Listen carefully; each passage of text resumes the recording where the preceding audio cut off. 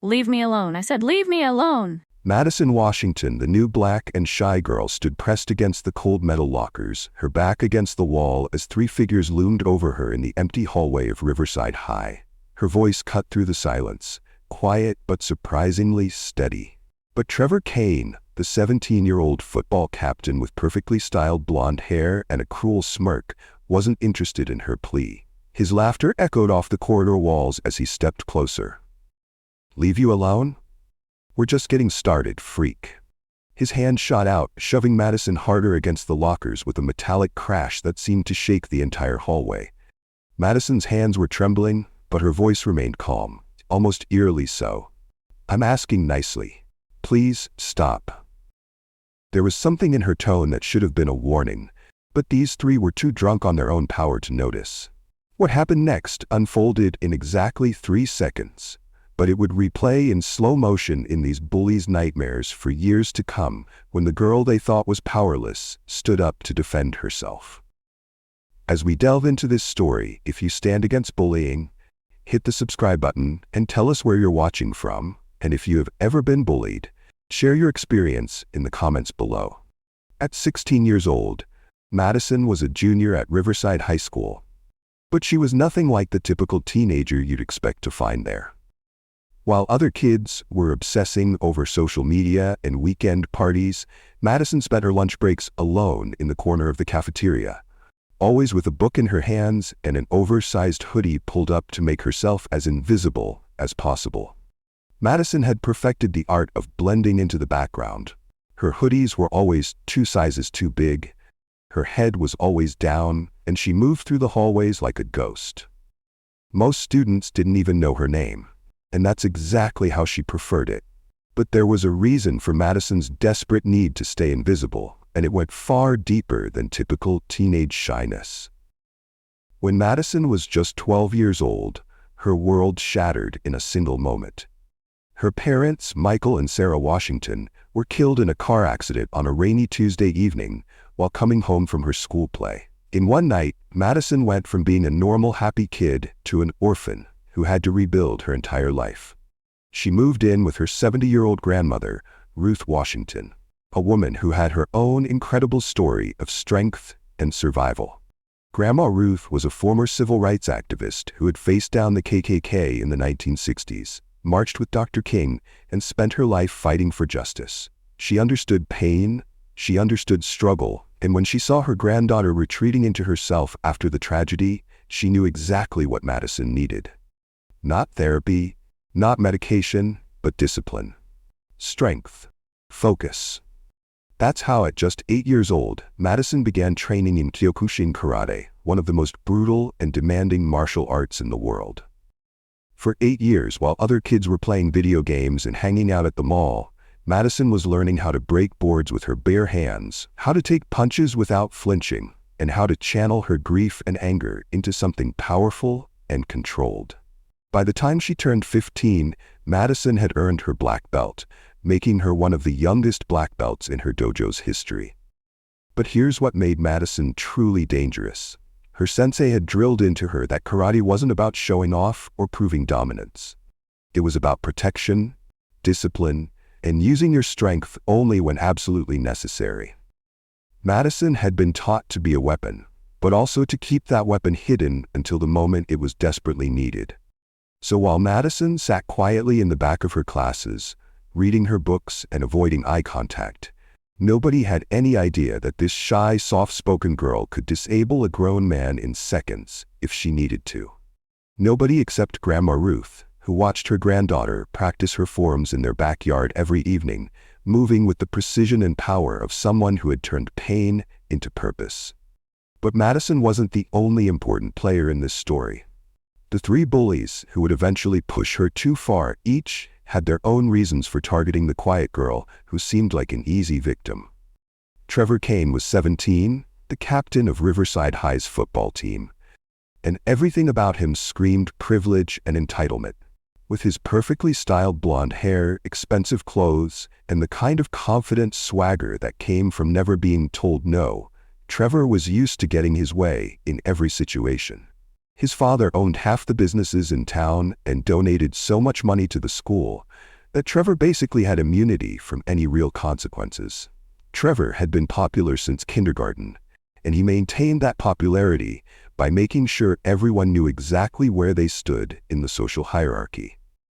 And in Trevor's world, quiet, weird kids like Madison belonged at the very bottom. Jake Morrison was Trevor's best friend, but calling him a friend was generous. Jake was really more of a loyal follower, a 17-year-old with deep insecurities and a desperate need to prove himself. Jake came from a middle-class family that struggled to keep up with the wealthy crowd at Riverside High. And his friendship with Trevor was his ticket to relevance. The problem was, that ticket came with a price. Jake had to prove his loyalty by being willing to do Trevor's dirty work. And over the years, he discovered that cruelty was the easiest way to earn Trevor's approval. Then there was Ashley Chen, a popular girl whose perfect exterior hid her own fears about maintaining her social status. Ashley was beautiful, well-dressed, and seemed to have it all together, but she lived in constant terror of being rejected by the popular crowd. She joined Trevor's group not because she enjoyed being cruel, but because she was terrified of what would happen if she didn't. Ashley had learned that in high school you were either predator or prey, and she'd chosen her side. These three had been cruising through high school, picking on anyone who seemed weak or different, and they'd never faced any real consequences for their actions. That's because there were adults at Riverside High who should have been protecting students like Madison, but were failing in their responsibilities. Mrs. Rodriguez was Madison's English teacher, a woman in her 40s who genuinely cared about her students and had started noticing changes in Madison's behavior. She saw how Madison's grades were slipping, how she seemed more withdrawn than usual, and how she sometimes came to class with unexplained bruises. Mrs. Rodriguez wanted to help, but she was fighting against a system that didn't always prioritize the right things. Then there was David Kim, a quiet student who witnessed the bullying but felt powerless to help. David was a sophomore, smaller than Trevor and his friends, and he knew that speaking up would just make him the next target. He watched Madison suffer in silence and hated himself for his cowardice, but he also understood the brutal reality of high school social dynamics.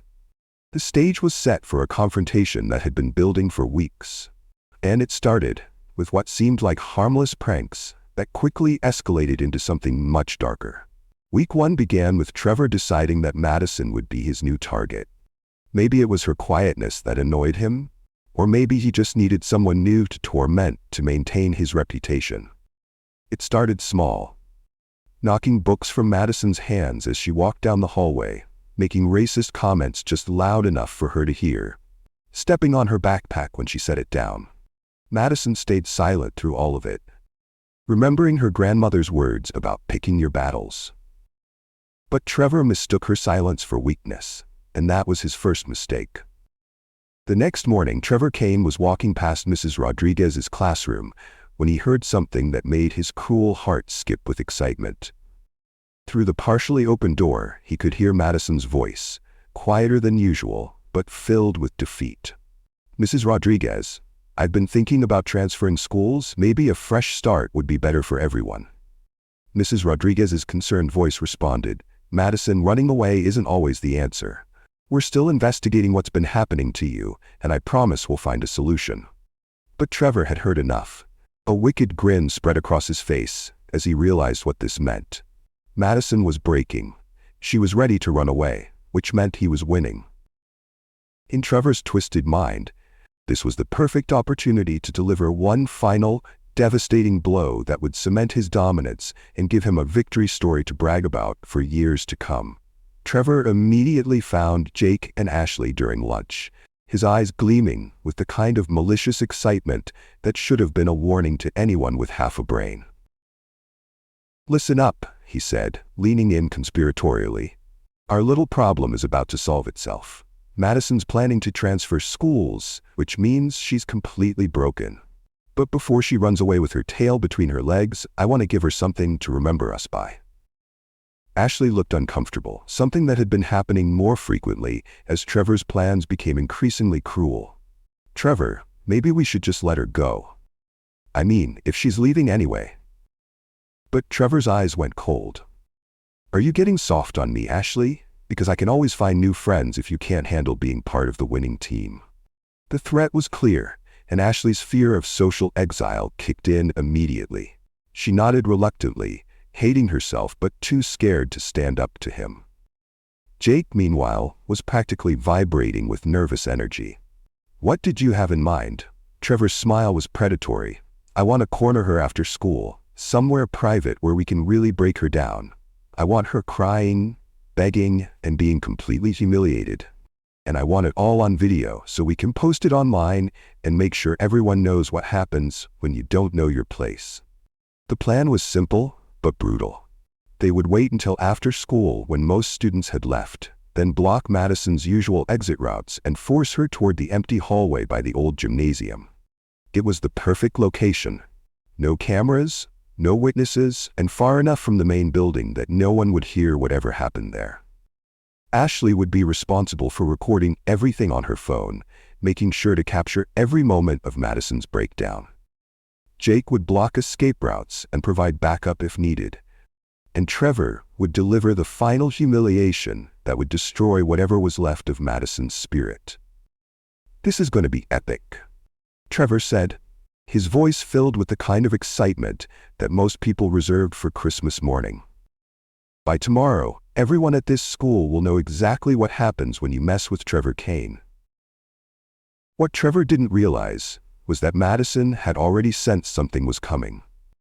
She'd noticed the way they looked at her in the hallways, the way they whispered when they thought she couldn't hear, the way they seemed to be planning something bigger than their usual cruelties.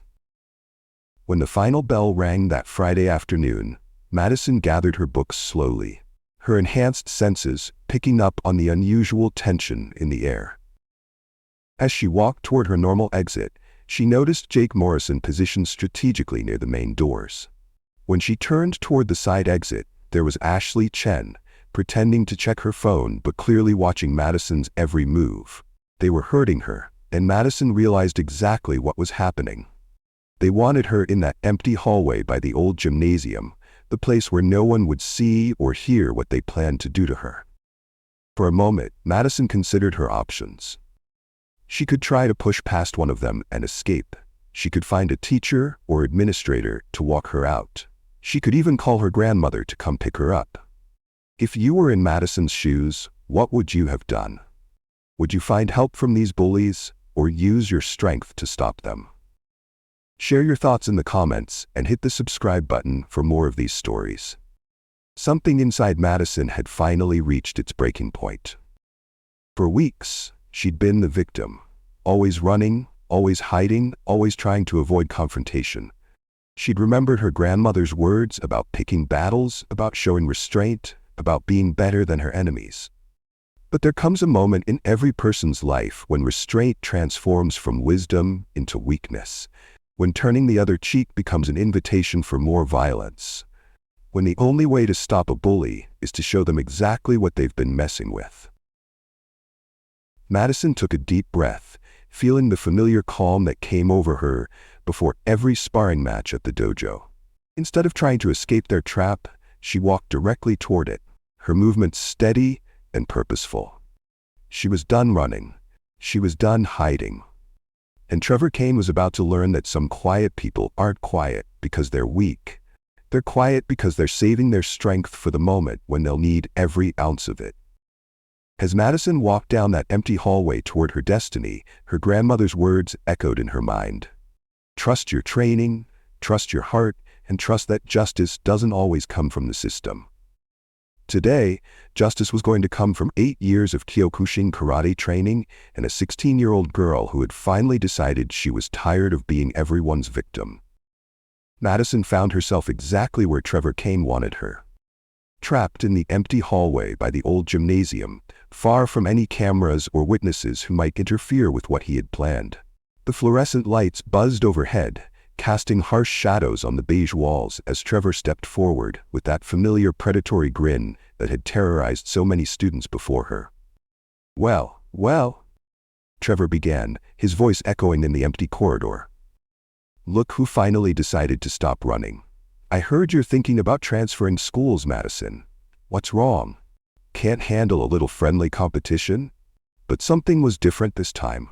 Madison wasn't cowering against the lockers like she usually did. She wasn't looking down at her feet or trembling with fear. Instead, she stood perfectly straight, her breathing steady and controlled, her dark eyes fixed on Trevor with an intensity that should have been a warning. Trevor's grin faltered slightly. This wasn't the reaction he was used to getting. Where was the fear? Where was the desperate pleading? Madison looked almost calm.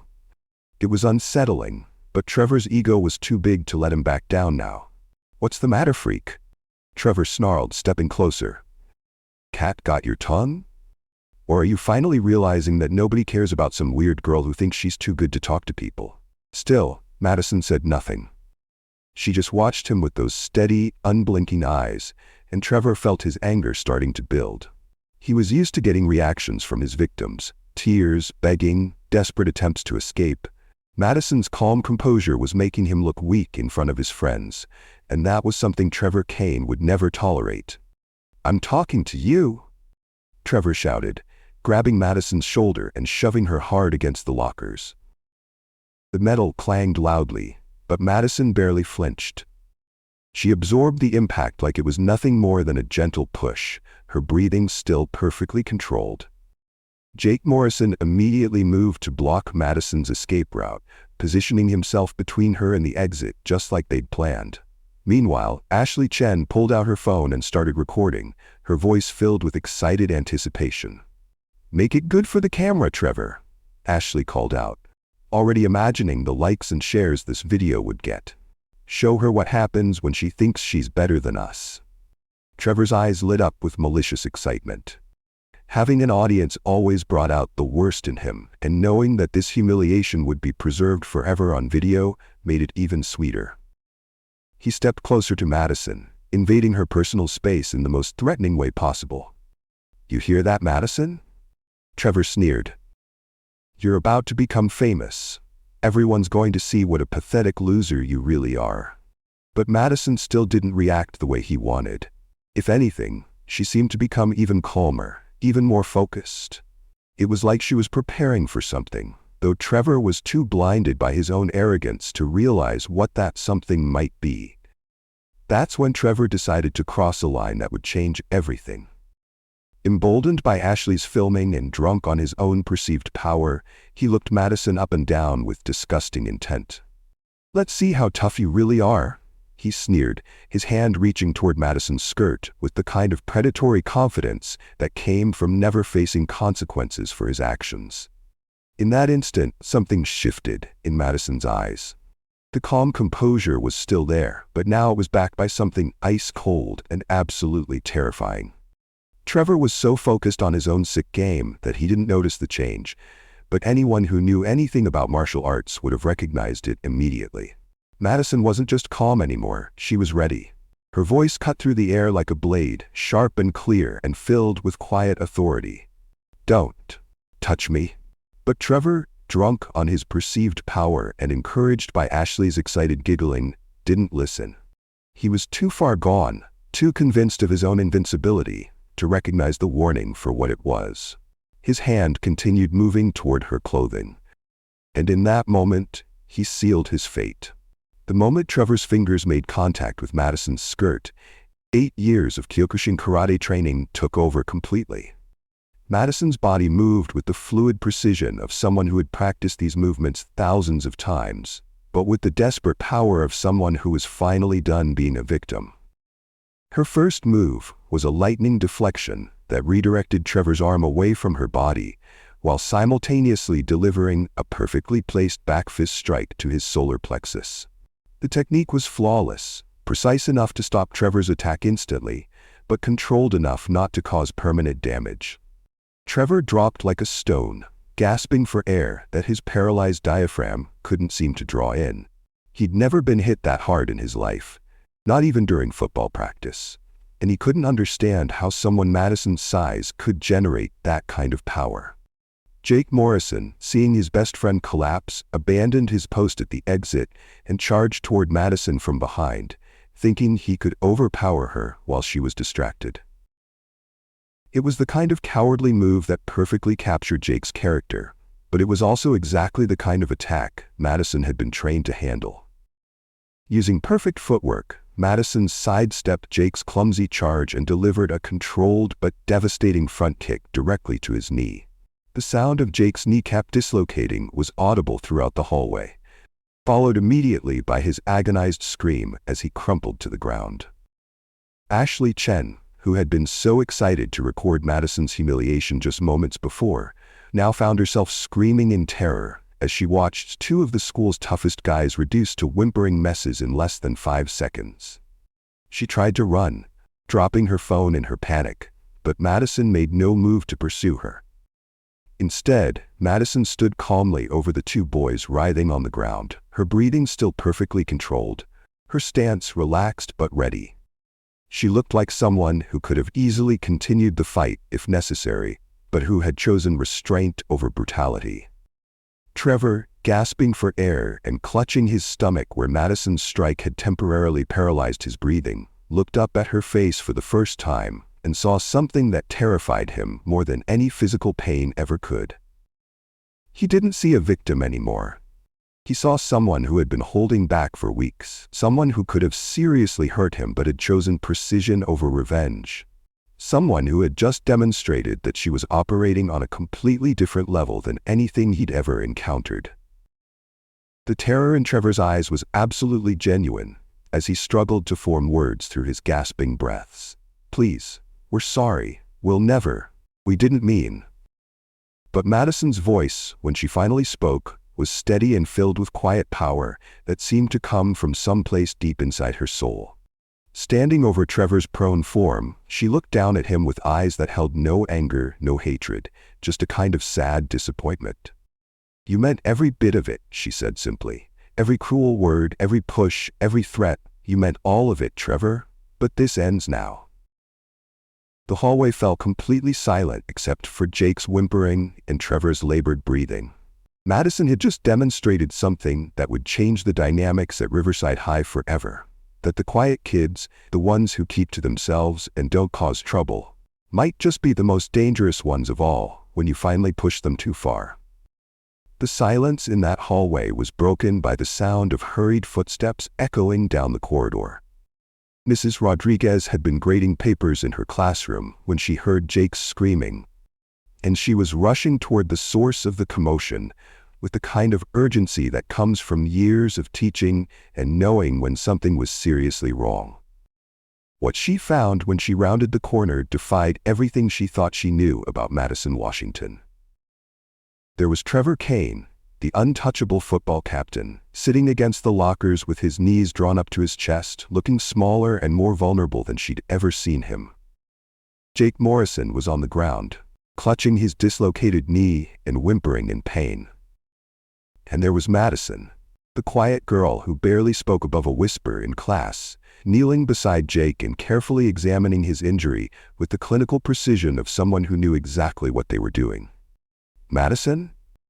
Mrs. Rodriguez called out, her voice filled with confusion and concern. "What happened here?" Madison looked up from Jake's knee, her eyes still carrying that strange calm that had settled over her during the confrontation. "Jake's kneecap is dislocated, Mrs. Rodriguez. He needs to get to the hospital, but he shouldn't try to walk on it. Can you call an ambulance?" Mrs. Rodriguez was stunned. This was the same girl who could barely make eye contact during class discussions, and now she was taking charge of a medical emergency with the confidence of a trained professional. As she pulled out her phone to call for help, she noticed something else that didn't make sense. Madison's clothes weren't even wrinkled. Her breathing was perfectly normal, and there wasn't a mark on her. "Madison," Mrs. Rodriguez said carefully as she finished the call, "I need you to tell me exactly what happened here." For the first time in weeks, Madison's voice was strong and clear as she explained everything. She told Mrs. Rodriguez about the months of bullying, about Trevor's escalating harassment, about the plan to corner her and record her humiliation, and about the moment when Trevor had crossed the final line by trying to assault her. "I've been training in Kyokushin karate for 8 years, Mrs. Rodriguez," Madison said quietly. My sensei taught me that karate is for protection, not revenge. You use it only when all other options are exhausted, and only with the minimum force necessary to stop an attack. Mrs. Rodriguez stared at the student she thought she knew, seeing her clearly for the first time.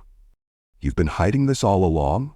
Madison nodded. My grandmother always taught me that true strength doesn't need to announce itself. She said the strongest people are often the quietest ones, because they don't need to prove anything to anyone. When the paramedics arrived and took Jake to the hospital, when the police came to take statements, when the principal was finally forced to confront the reality of what had been happening in his school, everything changed at Riverside High. Trevor's father's donations couldn't protect him from assault charges. Ashley's popularity couldn't save her from suspension for her role in the attack. And Jake's injury became a permanent reminder of what happens when you underestimate the wrong person. But the most remarkable thing wasn't the legal consequences or the school punishments. Word of what happened in that hallway spread throughout Riverside High, but not in the way Trevor had originally planned. Instead of a video of Madison's humiliation, students heard whispered stories about the quiet girl who had taken down 3 bullies without breaking a sweat, who had shown mercy when she could have chosen revenge, who had demonstrated that real strength wasn't about intimidating others, but about protecting yourself and standing up for what's right. Madison returned to her quiet life, still preferring books to social media, still wearing her oversized hoodies, still sitting alone at lunch. But now other students looked at her differently. They didn't see a weird loner anymore. They saw someone who understood what it meant to be strong without being cruel, powerful without being a bully. That's when Madison made a decision that would change Riverside High forever. She approached Mrs. Rodriguez about starting a self-defense club, not to teach students how to fight, but to teach them how to protect themselves and others with confidence and restraint. David Kim was her first member. The quiet sophomore who had watched Madison's torment and hated himself for not helping finally found the courage to approach her. I should have stood up for you, he told her during their first meeting. I was a coward. Madison shook her head. You weren't a coward, David. You were smart enough to recognize that getting yourself hurt wouldn't have helped either of us. But now we can help each other and help other students who are going through what we went through. Within a month, the self-defense club had 20 members. Within a semester, it had 50. Students who had been bullied, students who were afraid of being bullied, and even some former bullies who wanted to learn a better way to channel their strength, all came together to learn not just physical techniques, but the philosophy that Madison's grandmother and sensei had taught her. That true power comes from knowing when to fight and when to show restraint. Madison's story became legendary at Riverside High, but not because she had beaten up 3 bullies. It became legendary because she had shown an entire school that there was a difference between being strong and being violent, between protecting yourself and seeking revenge, between having power and abusing it. Years later, when Madison graduated as valedictorian and went on to become a teacher herself, former classmates would still talk about the quiet girl who had changed their understanding of what strength really meant. Trevor Kane, who eventually became a social worker, dedicating his life to helping troubled youth, would credit Madison with showing him that real leadership meant protecting others, not dominating them. In a world full of people trying to prove how tough they are, Madison had proven something far more valuable, that the toughest people are often the ones who never need to prove it at all. If you enjoyed this story, like, subscribe, and share to others so they can learn too. See you in our next video.